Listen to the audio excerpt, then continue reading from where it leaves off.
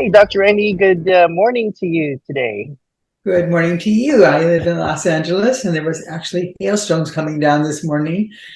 For us, that's fun. For other people, it's not so much fun. But I'm out there going, "Wow, I think we're gonna maybe even have a little flurry of snow in Los Angeles." Yes, Wow. Yeah, I know maybe. it's kind of crazy, but I know we're still lucky to be not as cold as the other parts of the country, I know. but we'll, You know, we'll make do. We're a little spoiled. today's subject is near and dear to my heart because it's something that most people suffer at some point in time in life, but more people Hmm. suffer it more often. In other words, they form a pattern where it happens over and over and over again. So I'd like to start off with, there's a preeminent social researcher at Oh, Stanford. before I say that, before you continue, Yes. uh, as you said, the introduction of this is the 10 reasons why some people cannot let go of their ex. And Yeah. this is you're talking about ex-girlfriend, ex-wife. Ex-girlfriend, ex-wife, ex-husband, somebody you've been in a relationship with. Got it. Ex relationship in everyday life. Yeah. Somebody you have Great. been Oh, in a yeah. Let's relationship get and no longer are in a relationship. Anyway, Yes, yes. there's All this right, let's get wonderful. started. Yeah. Go ahead. There's this wonderful preeminent researcher at Stanford who's been researching who leaves relationships and why. And pretty much married relationships, it's pretty much 2/3 to 1/3 women. And part of that has been that the institution of marriage is not a healthy institution for women. Married men are much healthier than married women because of the power differential and the fact that they are not as valued as much in what they do at home as the man who brings in the money. That's changed, of course, when both people are working now, but a lot of people don't realize that. In relationships that are not married, it's about equal. It's much more egalitarian. We have locked ourselves into that prison for women. So as a result, it's about equal who leaves a relationship first. But I'm going to talk about something I think and I hope is much more interesting to people, which is Hmm. that most people who get left in relationships on a kind of a regular basis come into a relationship almost with a pre-pattern established that that's going to happen. And so when I say to people, if you know this about yourself and you can change these Hmm. things before you enter a relationship, you're much less likely to get left behind. So I think it comes back to one's own personal capacity and power to change oneself. When people have been abandoned or have been dumped or have been ghosted or what all these awful, horrible things that happen in relationships, they usually get over them in time. They have friends, they have, diversions, they have causes, they have family. People help them, they surround them, they help them. Usually they get over it. It takes time and it's painful and it's humiliating, but they do get past it and they go on to date again. But there are some people that just, they get left by somebody and they just tank. And I'm talking about equally men and women. They don't function well. They don't sleep. They go into grief patterns, terrible grief patterns. They flatten out. They lose their confidence to start again. I mean, it really takes a chunk out of them. It's like when you hit most people, they have some capacity of resilience to come back, no matter how hard they're hit. But these people get hit and go down. They go down. And it takes them sometimes forever or sometimes never to try again with the same hope without being cynical and pessimistic and expecting loss. So I want to talk about how you can change yourself in these ways. There are these 10 ways that I paid attention to over the long career I've had, that if people look at them before they go into a relationship, I think they can really, really strongly limit this terrible anticipated and realized loss. So I'm going to go over them quickly because I know we don't have a lot of time, but I want people to really listen to me because in the patients I've worked with where we have worked on changing these, they don't get left anymore, not in the same way. It really does change the future. So let me start with what they are. The first one, of course, is Yeah. insecurity. Hmm. People can have insecurity for all kinds of reasons. They can have anxiety disorder. They can have had a lot of losses in their life. They've had people, hurt them in the past. They don't have confidence. You could write a whole story on just what insecurity is about, but it manifests in being fearful of loss, unable to control the future, unable to have any power, unable to have any voice, feeling that you're dependent on other people because you're too frightened that something will go wrong over which you have no control. Well, you enter any relationship with that level of insecurity, I promise you ultimately, the person on the other end of you is going to get tired of that because they don't want to keep reassuring you, or you're going to only attract people who are wanting to rescue you, and those people want to control you, and then you'll feel entrapped. So that's a really light way of passing over a really powerful situation. But if you enter relationships from an insecure place, you're probably going to be left behind at some point in time. Okay, the next one would be believing that no other love will ever be this good. This is a kind of an interesting situation because people enter each relationship almost the opposite way. This will be the one, this will be the one, this will be the one. And they put aside a lot of what they're experiencing, a lot of what they see, maybe red flags, but because they think it's the best they've ever had, they feel nothing else will be any better. And so they will stay much longer than they should. As I said, they don't rescue what's going wrong, recognize what's going wrong, they don't challenge it, they don't work on it, and eventually the relationship flattens out. And the person that's on the other end gets tired of them and leaves them. But it's because they just don't want to look carefully, because they just want to make sure they want to feel that this is it, and they don't ever have to do this again. But the other person may not feel that way. But that's another reason. Don't go into a relationship thinking, oh, this is it. Relationships are formed every day by your bare hands digging, and they're created beautifully because you're willing to do that every day of your life. They don't come pre-packaged. You can't order one from Amazon. Okay, another thing you don't want to go into a relationship with is childhood abandonment trauma. Ooh, this is a big one. I mean, whether one of your parents has been abandoned in a relationship and someone has left, whether you have been abandoned, where you have a parent who promised things and doesn't show up, they're passive aggressive, but every time you hang on to something, somehow it's wrested from you, it's taken from you in some way. So when people have these abandonment issues, if their partner acts in some way temporarily, or maybe in a growing manner, like they're not as interested, that person is so afraid they double down and they give and give and give and give and give more and more and more, which pushes the other person away because it creates inequality of availability.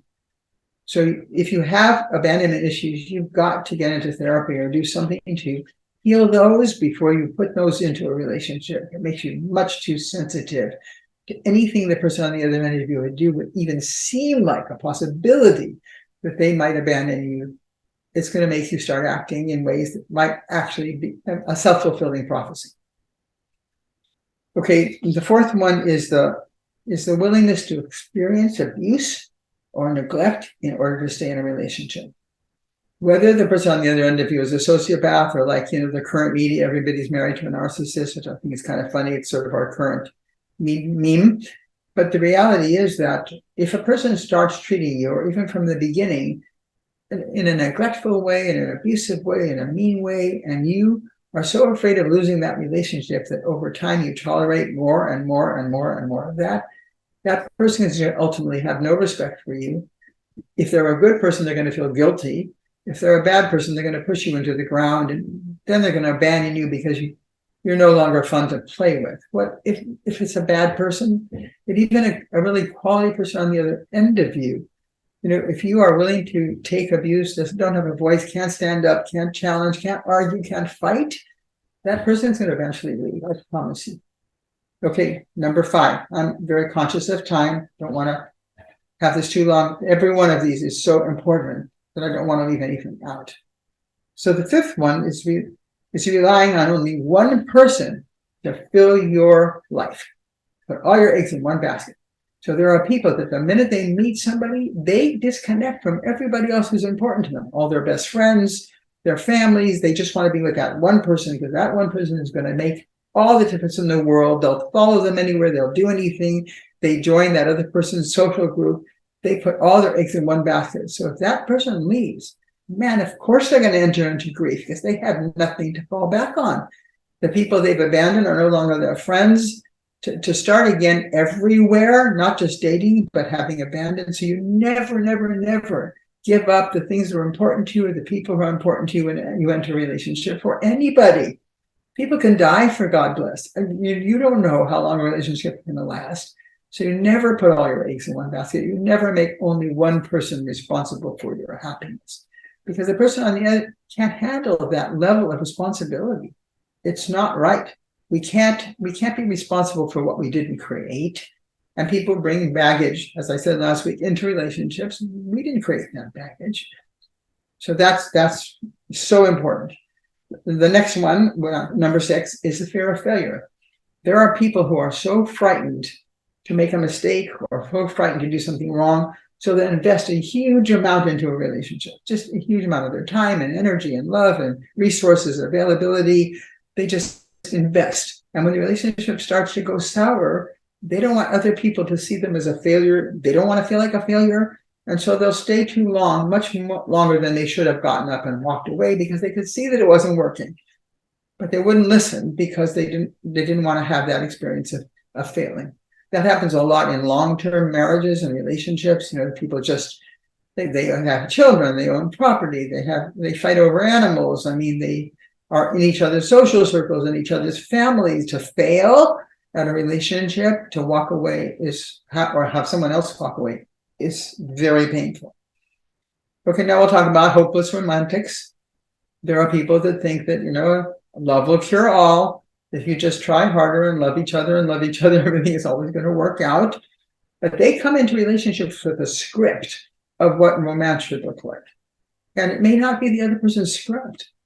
They start from the future and work backwards and begin to just put everything into place and check all the boxes. But they forgot a script has to be written by two people in the moment. You don't come into a relationship with your own romantic script of how everybody should behave and should act and what they should say, how they should be sorry.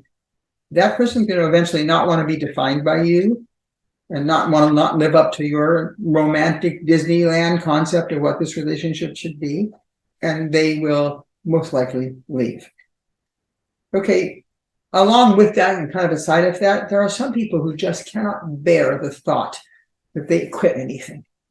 Once they start to do something, man, they're never going to give up, because they just don't want to be perceived as a quitter. No matter what happens, no matter how sad they are, they're going to make this thing work. Not because they're fear of failure, but because they're very attached to the fact that that's a noble cause, that they just never give up on anything they try. And man, sometimes, giving up is giving in, is giving freedom, is starting over. So if you know that a relationship isn't working and you get a good therapist, or you learn the techniques that make it better, and it just isn't working, it's nobody's fault. Somehow it's just falling apart. There's more distance, there's more pain, there's more sadness, more fighting. It's a courageous thing to quit. Just like sometimes it's a courageous thing, and this will sound funny to people, for people to commit suicide. Because not because they want to die, but they can't pay for life. And they're not quitting, they're actually doing something courageous. So it's courageous for a person who doesn't quit to finally say, it's not that I failed, I did everything I knew how to do. It's time to leave a job, to leave a relationship, to leave a country, whatever. They don't put themselves down for it, because they really know they've done their very best. And for whatever reason, no fault, it didn't work. So learning to give in and saying, I'm not a quitter. I'm a person who realizes when it's enough. And I'm okay. I'm really okay with that. Okay, next one, here we only have a couple left, is the inability from the beginning of a relationship to recognize or pay attention to deal breakers. So I have had relationships where they've ended with every single positive thing intact, except they can't handle something. Now, it can be as simple as, well, I'm not sure I want kids. And then the person finally says, after a long relationship, I really don't want kids. And the other person now has developed a real desire to have children. That's a deal breaker. That wasn't clearly said at the beginning. But deal breakers can be all kinds of things. It can be something somebody did in their past. It could be the inability to recognize another person's religion, but, oh, well, we can work it out. But none of them has children. Now that person who may be Catholic says they have to be raised Catholic or Jewish, or they have to, all of a sudden now. But that was evident from the beginning. A person didn't want to look at it. So it's very important to understand that a relationship can be 90% beautiful. But if there's a deal breaker in it that you cannot bear and cannot change, the relationship is not going to work. It's one of the greatest tragedies. I watch people kiss each other on the forehead and hug each other and say, I'm sorry, but I just can't do that. Now, it can be, believe it or not, something about just sexuality. Some people want to have threesomes, and the other person just can't do that. And then the other person says, well, I need more sexual freedom. I mean, it can cover a vast array of examples, but those deal breakers will end a relationship even when there's a huge amount of positivity in it. It's very important to be able to recognize those, don't run away from them, talk about them from the beginning, because then it really hurts. Somebody walks out because you won't give in to what they want and leaves you for that, and everything else is wonderful. There is going to be a huge amount of grief that you're going to experience. Huge. And by the way, the other person will too. Okay, the last one is don't let other people define who you are or your worth. People fall in love with you as the person you are when they meet you. But if you spend your relationship trying to be what the other person wants you to be, and little by little, by little by little, you give up the things about yourself that you loved, but you're also giving up the things about yourself that they loved. And so over time, all of a sudden, they're bored with you because you're not the person that they fell in love with. You've become a person too much a shadow of them, too much a person that wants to be whomever you want them, whomever their partner wants them to be. And then pretty soon there's nothing of them left. And guess what? The person leaves them too. Unrequited love is one of the most painful experiences to go through for anybody. But learning what you need to change in yourself to not set yourself up for that experience can change it. And as I told you, I've helped people look at these things and change them as best as they can within themselves and their future relationships. They are not abandoned. People don't leave them. So if I just can get people to listen to this and understand the work comes before the relationship, not after you have been abandoned. Does that all make sense to you, Harlan? There's a lot of things that you hit there. There's 10 items here, and each one of these things are very legitimate. And that's why I think people are going to be interested in this article. And each one of these things you can even talk for a long time. Whether the hopeless romantic one and, never quitter. My hope with these podcasts, I just want to help people not make mistakes. So many people spend so much of their time in fixing things, in damage control. I'm saying if you can predict things and not do the things to begin with that are damaging, it is so much better way to live. So I'm just, even if I can just reach one person and say, look, if you do this, it's going to work. It's going to work better. Great. For more information regarding your services and more resources, can you let our audience know where to find you? They can find all the 250 articles I've written for Psychology Today on relationshipsalways.org.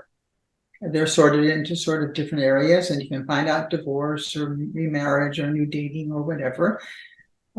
So please be welcome to peruse those. You can get a hold of me on my personal email anytime, Randi Gunther at cox.net, Randi Gunther, one word, Randi with an I, lowercase.